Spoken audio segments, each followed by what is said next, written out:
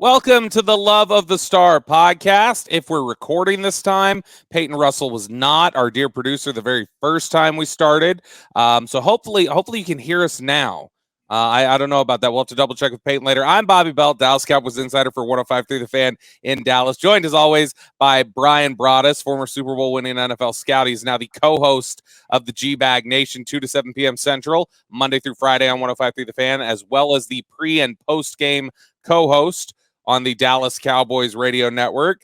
Brian, how are you today? Can you hear me? Did Peyton have that right? Can you hear it? Can we hear each other? I've got you loud and clear, Robert. Good.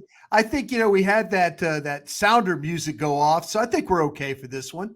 I think we're ready. I think so too. And to be completely honest, I want to make it clear, just so nobody thinks I'm bullying our poor producer Peyton.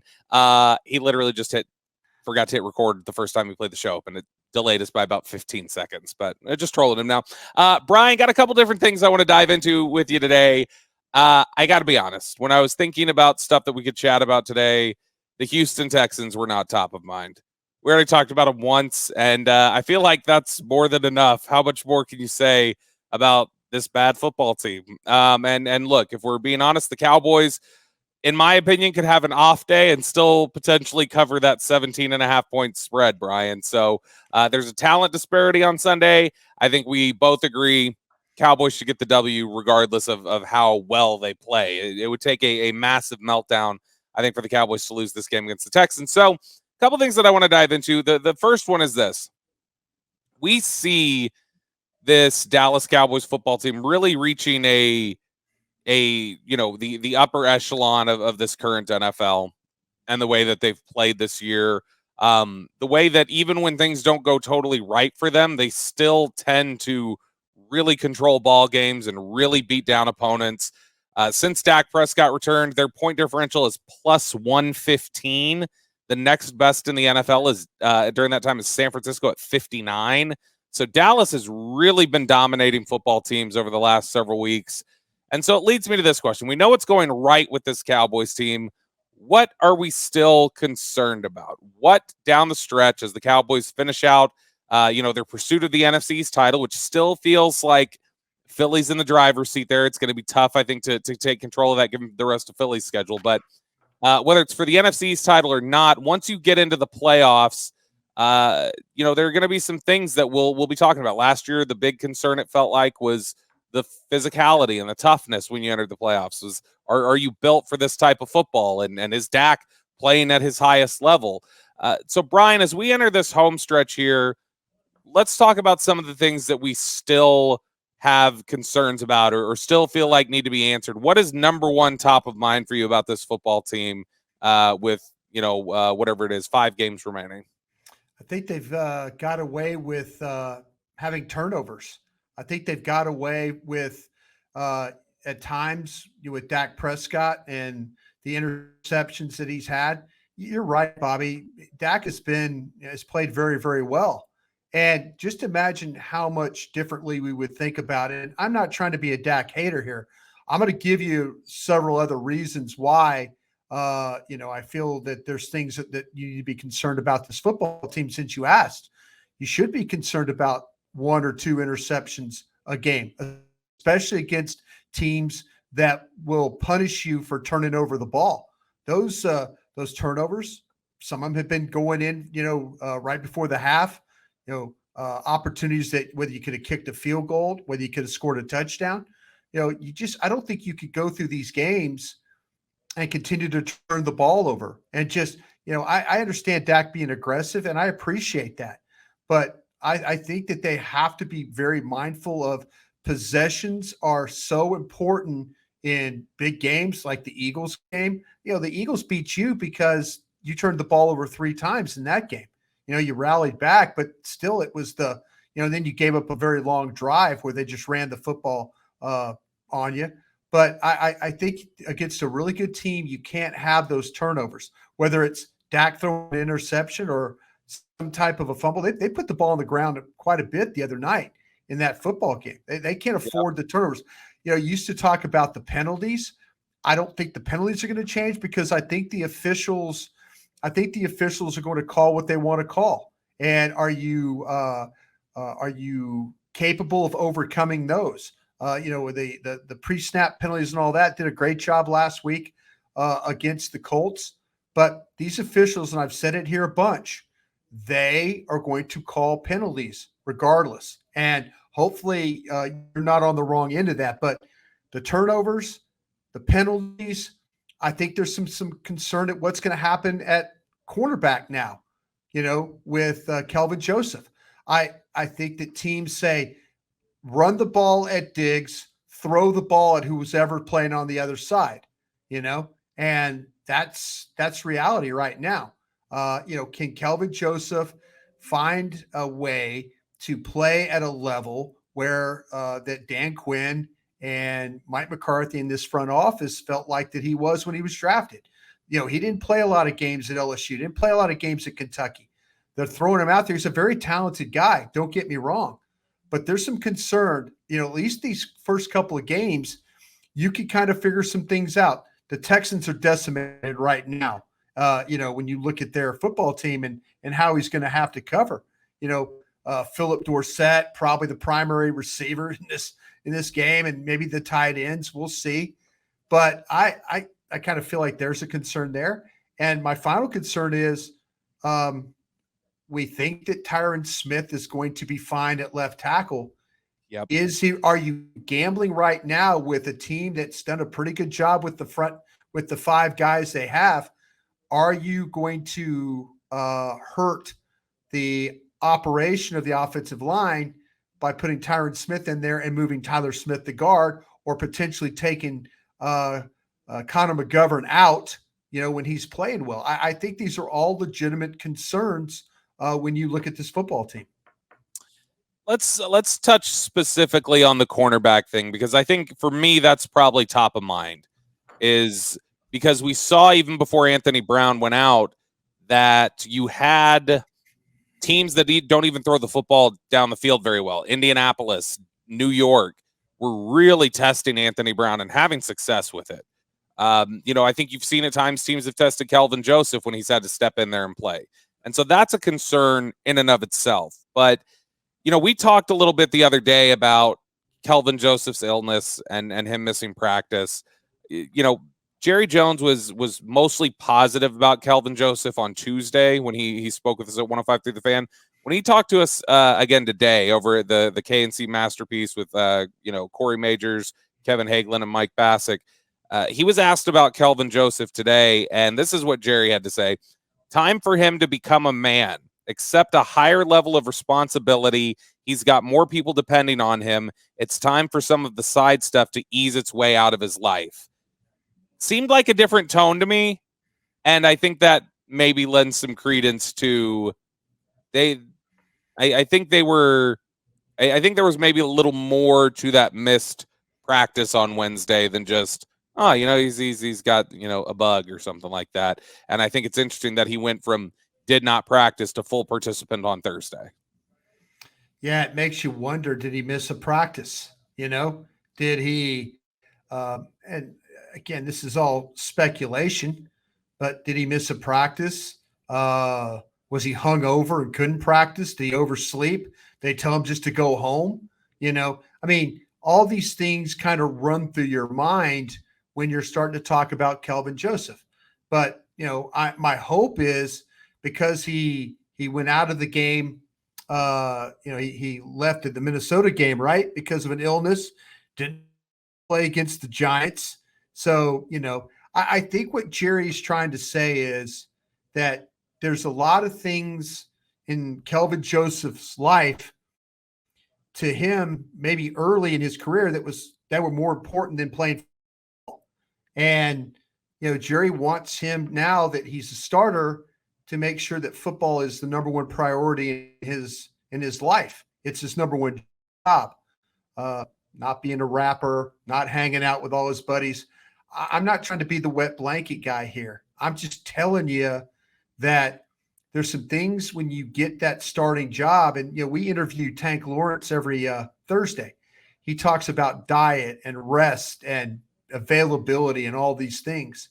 When you become a starter, it really is a 24/7 job, to take care of yourself, learn your assignments, practice hard, eat right, rest, and be ready to go.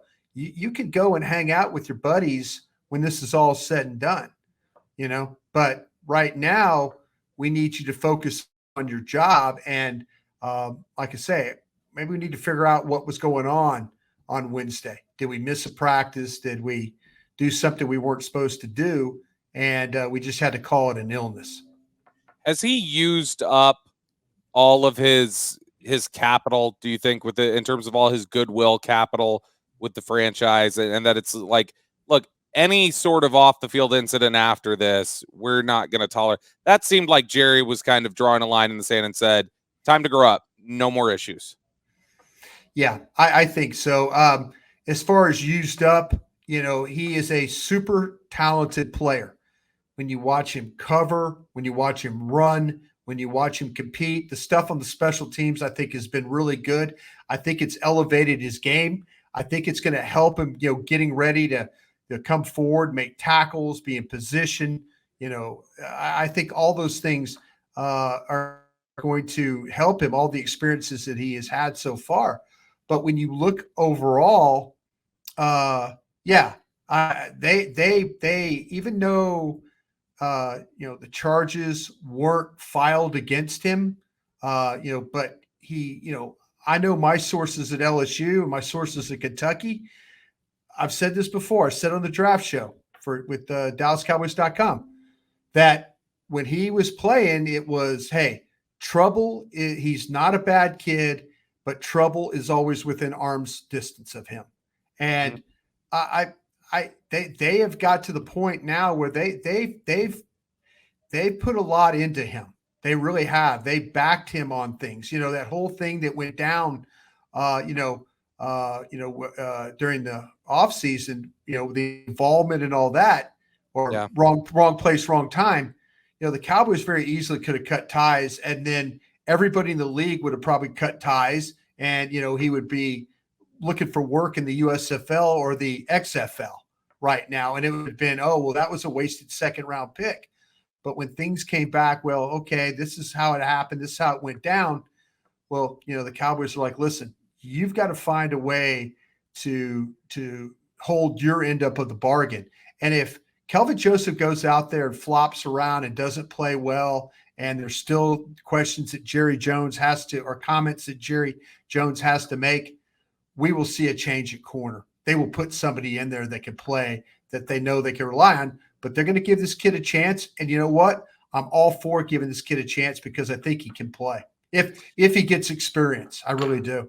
It's funny. I had somebody once tell me years ago. I don't know if this is still applicable. I don't know if this is something that still goes on today. But I had somebody tell me that years ago, the NBA, there were certain teams that would use the injury designation as a back issue. That when you hear back issue, that was oftentimes code for hungover or problem. Just there's I got you. Yeah. There's strife. There's a hangover. There's coach is pissed off at this guy. Whatever else that was doghouse. Yeah. For you, did you ever experience it, whether for yourself or for other teams that you knew of in the league? Did you ever know of teams that would use like certain designations on a report that meant, hey, this doesn't necessarily mean that's it?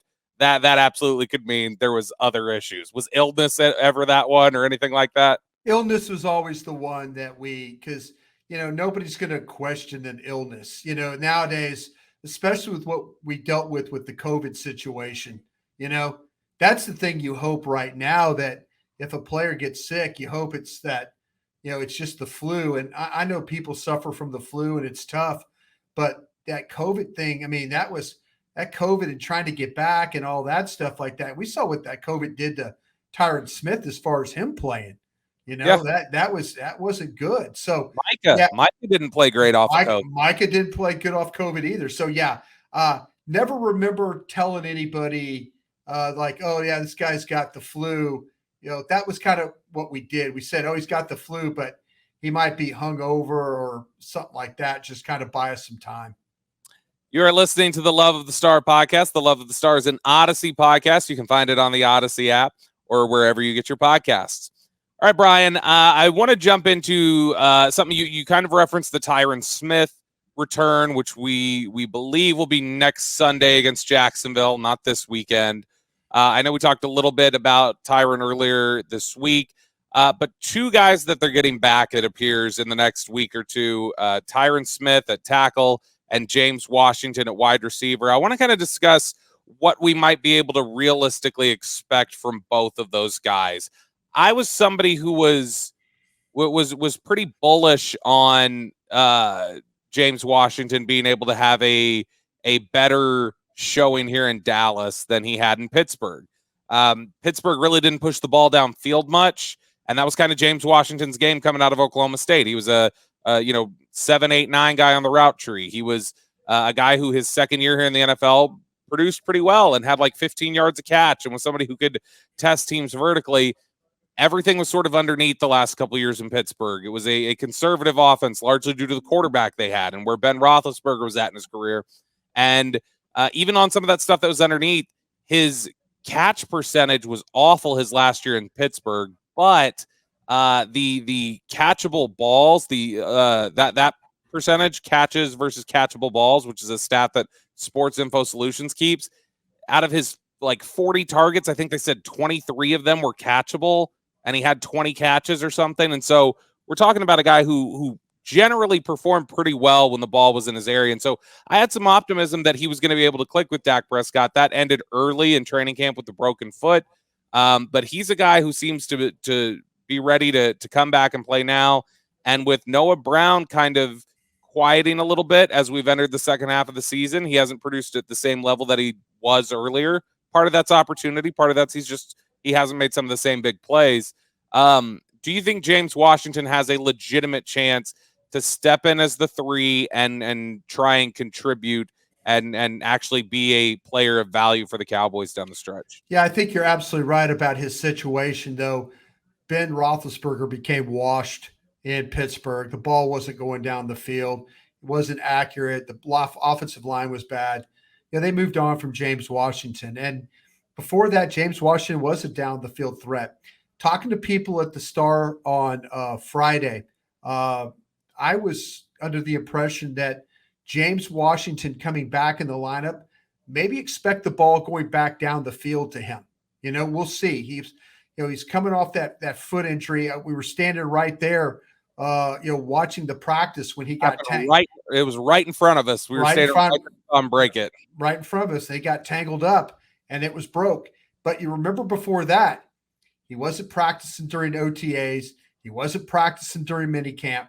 So This is like the first real exposure that we've had of him when it comes to what he might do. But again, I was talking to some folks at the Star that were saying, listen, expect him to play, but expect us, being the Cowboys, to take some shots down the field. He's ready for that. He's practiced well. They felt like that everything about the foot is fine and ready to go. But we'll see, because they have yet to really throw the ball down the field or take any shots down the field. I think they're a little nervous about doing that with Michael Gallup because of the knee situation. So we'll see. We'll see. But if, in fact, that it holds true that the whispers are saying that Washington could be a downfield threat against the Texans this weekend.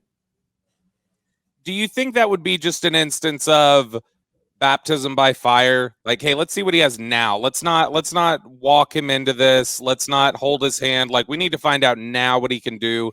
Let's get these reps out of the way. We've got Houston and Jacksonville, two teams we believe we can beat regardless of if James Washington plays or not.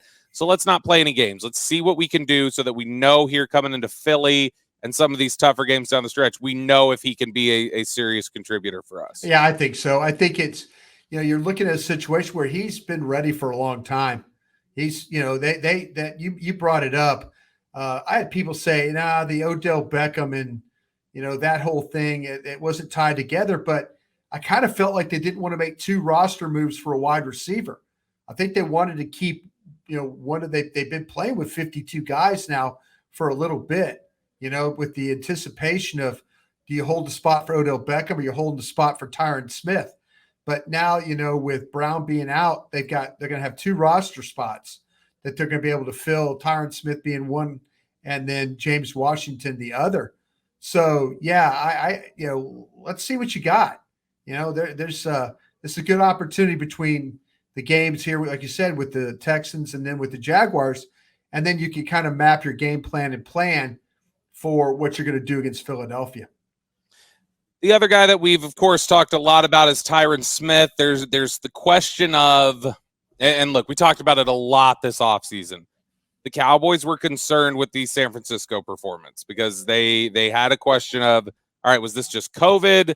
Was this coming off of the COVID thing for Tyron, or is there a bigger issue at play here? Was this the beginning of an aggressive decline? And he hadn't played great the week before that either. Then we get into training camp. It didn't always look good. He had some more off days in camp than I can remember seeing him have in other years. Times where Dorrance Armstrong would beat him 2, 3, 4 times during a practice. What in general is your expectation for Tyron? And given your expectation, how confident are you in that expectation? Well, I to the point where, again, talking to people who were watching practice, and we had the opportunity to see him come off the ball initially. I saw the knee bend, the body balance. I saw everything. I mean, he physically looks even more impressive than he was in the summertime. I'm talking about physically. McCarthy was joking about the knee braces he wears, his elbow braces aren't fitting him because his biceps are too big. We were talking to Tank Lawrence about, coming off the ball and really getting into it. I heard that him and Pat McKinley got into each other at practice pretty well. They had 6-7 reps in a row where they were both just kind of banging into each other and one trying to control, one trying to move. And so, yeah, everything about it seems ready to go. They want to get him that padded practice. They'll likely come next week, getting ready for Jacksonville. But my expectations are of Tyron. I think he's confident about the hamstring in the situation where it's at. By coming off the football, getting into guys, I see it as being a really, really positive thing. The questions I'm going to have is how much are they going to play him initially? Are you going to see him and Jason Peters switch out maybe next week in the Jacksonville game, or with the guard switching out, and then once you get a gauge of him getting getting those game reps, game shape, then you could throw on full on throw him out there for the Philadelphia game and not worry about it, whether he plays 65 snaps or 75 snaps, that he'll be ready to go once he gets this game under his belt. If you've got Tyron Smith coming back next week against Jacksonville, that's obviously, there's gonna be a competition at guard, or maybe they settle on one guy, maybe they keep up a rotation, maybe they're just kind of, going back and forth between, Tyler Smith and Connor McGovern there at guard. But would you take the opportunity, given that McGovern has played guard all season, would you take this weekend as an opportunity to say, let's start Jason Peters at left tackle, play Tyler Smith at left guard, and just give him all of the reps for the game and get him ready so that if we choose to go that direction, he's got a full game under his belt going into Jacksonville at left guard? I really like that. I like that question. I think it's an outside the box question. Me personally, I kind of like that. Could you get the same thing if somehow you start him at tackle, and then by halftime maybe you've built a little bit of a lead. Maybe it's one of those games where they're not going to come back, and then you shift. You put Peters out there at left tackle, kick Tyler Smith into guard, and then give McGovern a little bit of a break, or you can rotate the two guys if you want. Is that asking too much? Because I like your idea, but I also I want to make sure that I secure the game with my starters before I try to do some moving around and stuff like that. I mean, it's interesting. Would you potentially look at it as, okay, if you didn't put Tyler Smith in right from the jump and you wait until there's a blowout, are you getting a real look at him and what he can do. Well, Like, he's because yeah. you're getting reps in a game that's kind of in the bag already. Whereas, like, if you get up with him and he's taking competitive reps at left guard, is that more valuable? Me personally, I'm put the least amount of pressure on him right now. You know what I'm saying? But maybe having to learn his tackle responsibilities and then shift to guard might be something that, might be something that might be a little bit tough. But I like what you're saying. I just feel like, to me, I get the game established, feel like, okay, we got this in control. And I might even rotate him at guard. I might even have a situation where Jason Peters plays and then you rotate. I I I don't think there's anything wrong, to be honest with you, with Tyron Smith starting at left tackle and Connor McGovern starting at left guard, because I feel like that maybe a mental and physical break for Tyler Smith might be okay. I mean, Sure. he has kind of carried, I mean, for the first 5-6 weeks of the season, he carried the weight of having to play left tackle on his shoulders. We were all kind of thinking, well, man, he played tackle at Tulsa. I hope he doesn't fall apart. That Giants game was a rough one, and I think it was rough because he didn't have a full week of practice like we talked about. They're a heavy blitz team.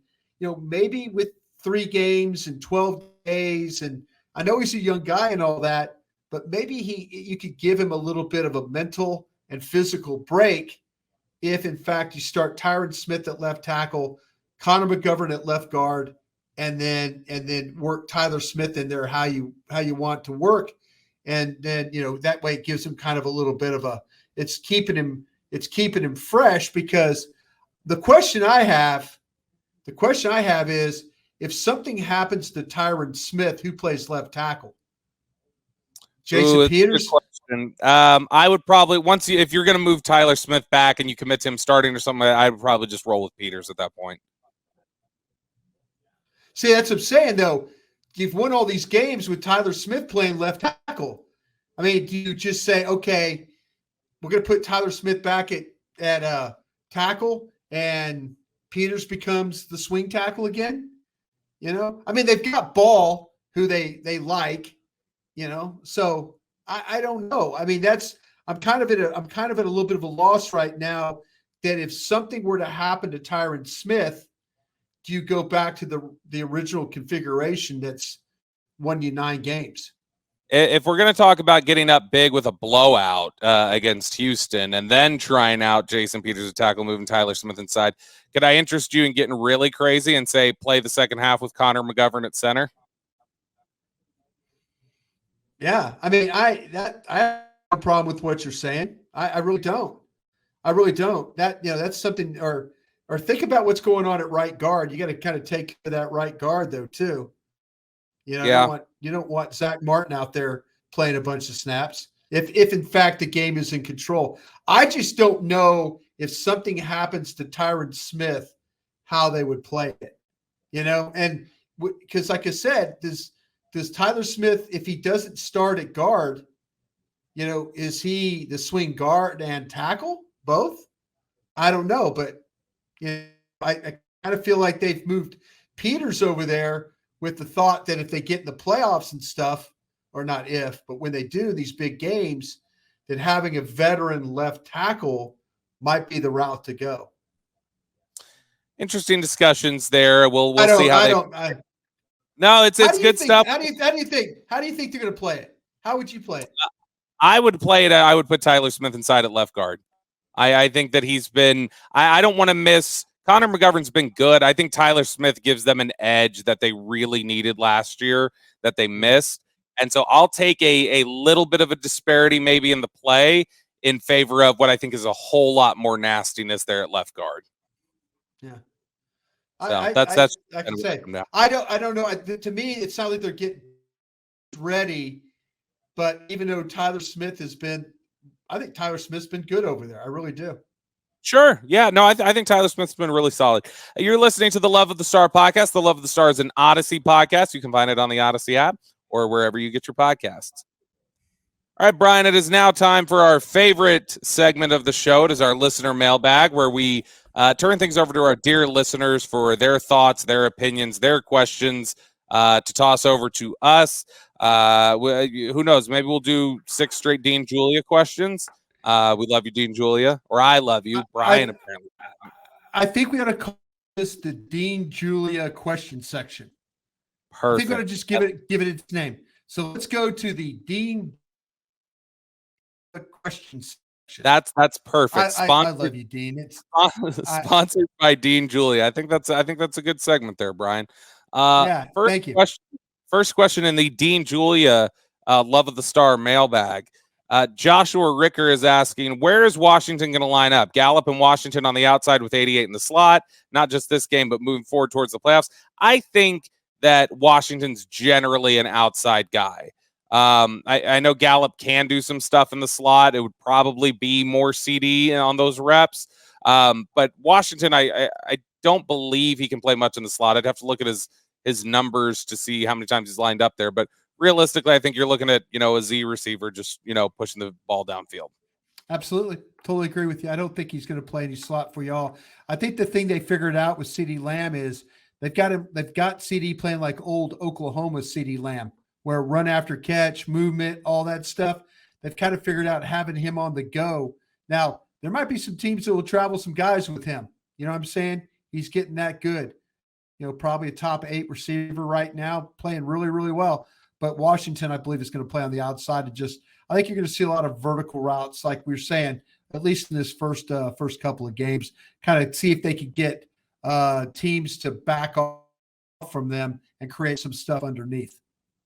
Question here from Brandon in the Dean Julia Love of the Star mailbag. Brandon wants to know, who would be your assistant coach MVP so far this season? That means anybody outside of Mike McCarthy, Dan Quinn, and Kellen Moore. So no head coach, no coordinators. Brian, who is it for you? How about AD? What they've been able to do? Adding dirty, yeah. And dirty. I think that, to me, that would be, you look at how this pass rush has developed. It's talented guys, but man, they get after it. When you look at they 4-man rush, yeah, they had to bring blitz pressure the other day, but they get guys home. The twist stunts have been good. The straight up rushes has been good. I have to give credit also to Joe Philbin. There were a lot of questions about this offensive line and what the problems or the pitfalls that they potentially can have. But Joe Philbin has done a really, really nice job of getting this group together and making it work the right way. I say you have to give Doug Nussmeier a lot of credit for this reason alone. They won 4 out of 5 games with Cooper Rush playing quarterback. Somebody had to get him ready every week to play. So I really, really do like what Nussmeier's done, what AD's done, and then what Joe Philbin's done. Let me give some love to Lunda Wells, the tight end coach, who has gotten a couple of really young tight ends ready to go and ready to play and contribute at a high level. That tight end group has been really impressive. I mean, in general, I think you can give credit to just about all the assistant coaches. I think they've all done a lot of really great things. Joe Witt's done some fantastic. Sure has. And so a lot of credit to go around. Next question here from Russell Maben. Can Zeke and Pollard be the beginning of a new trend to have 2 starting backs since it's such a violent position? The different styles seem to help each other keep the defense off balance. I will say that wouldn't be totally a new trend. You have, just can go over the years, Franco Harris and Rocky Blyer, although some people might call Franco more a fullback. You go up into more the 90s, Napoleon Kaufman and Tyrone Wheatley. Recent history, Mark Ingram and Alvin Kamara. So teams have definitely done it. I do think the Cowboys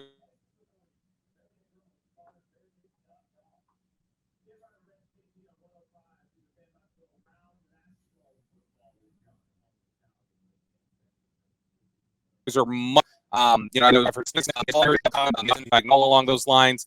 And so I do think that you absolutely see the Cowboys taking that perspective of let's run with 2 running backs. Let's not just have a bell cow anymore. I think you can definitely see the coaching staff and the personnel department has shifted their philosophy on that here in Dallas. Every time you could give me 27 carries for 162 yards and 3 touchdowns, I'm going to take it. Give me two backs. Give me, as you put their names, feed and speed. You know, I totally get what's going on with these backs. I think the days of having the one back is, you know, might start to see that that go away. Like this team has a great history. You know, they've had a history of two backs. If you go back to Dwayne Thomas and Calvin Hill, have, you know, they've had backs that have, you know, shared opportunities here. I just think this team, its offense works better. It works better with the two backs that they have than just say having the one. Next question here from Colin. He says, how did the Cowboys match up now against the Eagles? Eagles have added run stoppers and a premier pass rusher since the Cowboys last saw them. If you mean the premier pass rusher is Robert Quinn just recently landed on I believe the injured reserve. He's going to be out for a while. Yeah, they had in Ndamukong Suh. They did have Nakobe Dean finally take the field recently. Nakobe Dean, last game, I believe it was, got in there in the middle of the third quarter, Brian, and he ended up leading the team in tackles after starting the game in the middle of the third quarter. I don't know why people wouldn't draft this kid. Seriously, every time you watch Georgia tape last year, he was making every single tackle. I don't know. I mean, I get it. He's short and all that, but my God, all the guy does is run to the ball and make plays. There were some knee questions, too, we found out about on draft day. There was like, okay, are there some medical flags? He wasn't the fastest guy, but you just see the instincts. He's been a very good player for them. But on that topic of how do they stack up against the Eagles, I personally believe they stack up pretty well. I think Dallas, now that they have their starting quarterback, I think Dallas absolutely could beat the Eagles, you know, coming up here on Christmas Eve. And then if they had to play them in the playoffs, I'd feel pretty good about Dallas's chances to do it again. I think their secondary is better than your secondary. I do too. Yeah. So, I mean, if they could take your receivers away, can you take their receivers away? They last week, Philadelphia, they really couldn't run the ball. Well, they did throw it for 350 something yards, right? The week before they ran it for like 350. That's a tough team. That's a tough team. I kind of feel like your pass rush is better than theirs. Their offensive line, probably better than yours. You know, if you just look at it overall, you could run block, they could run block, you could pass block, they could pass block. I think your pass rush is a little bit better. I think the biggest difference right now is their quarterback's not turning the ball over. You got your quarterback back. I think their secondary with Kelvin Joseph starting and some of the questions, you've lost the starting corner and you've lost the starting nickel slot player. You know, they have it. That's, I think, where this thing is different right now. Absolutely. That's probably fair. A question here from Park Ave's Finest. Hey guys, big fan behind enemy lines here in Philly. Hope you could speak to the second half adjustments made and how much credit is there for the better second half play. I'll say this. Thank you, Park Ave's Finest, by the way, for listening out there in Philly. We appreciate that. That's you're deep in the trenches there in the NFC East beast. But I'll say this. And you'll hear coaches talk about this sometimes. I remember Kellen Moore made this point a couple years ago. When it comes to second half adjustments, he's like, second half adjustments are kind of overrated. You have about enough time to go to the bathroom and then go get them, boys. There's not a whole lot you can do. Now, if you want to talk about, you know, some extended halftime, sure, like the Super Bowl, maybe. Even Thanksgiving. Thanksgiving is about twice as long a halftime. And they came out, they looked like they had made adjustments when they came out against the Giants. So, you know, yeah, maybe you have some time to breathe and think about some things. But overall, I don't know that second half adjustments are more to play as much as maybe they get into there at halftime and they kind of realize, like, maybe they get just a pep talk of like, guys, come on, like, let's wake up. Like, maybe there's just some motivating factor. But X's and O's and strategic things, I don't know how much you have the ability to do there at halftime, Brian. One of the quality control coaches for the offense and one comes down for the defense. And they kind of have an idea. They put up on the grease board like 5 things that they might look at in the second half. So that's in there. All right, gather around, boom, boom, boom, boom. That's the 5 things we're going to look at right there. And then you make your adjustments and you break up in little groups and talk about what's going on from there.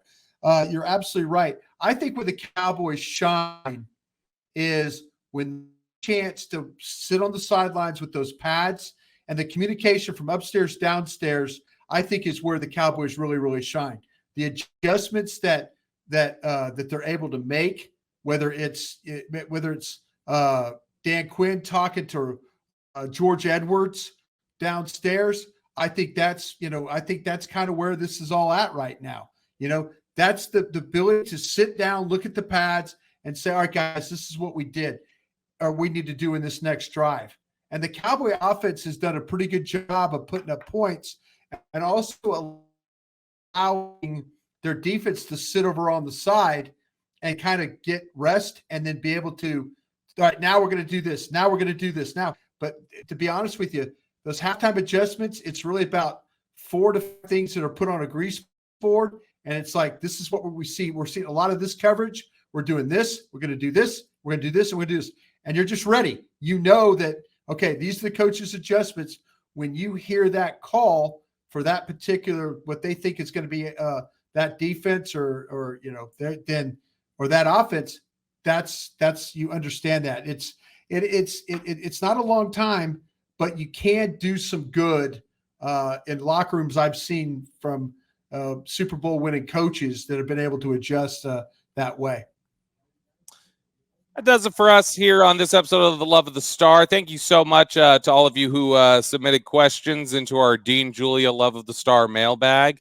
We will get to your questions again some more early next week. Brian, you got a quick score prediction? I got Cowboys 42-17. I think they beat the brakes off the Texans. I went Cowboys 28 and the Texans 9 is what I did.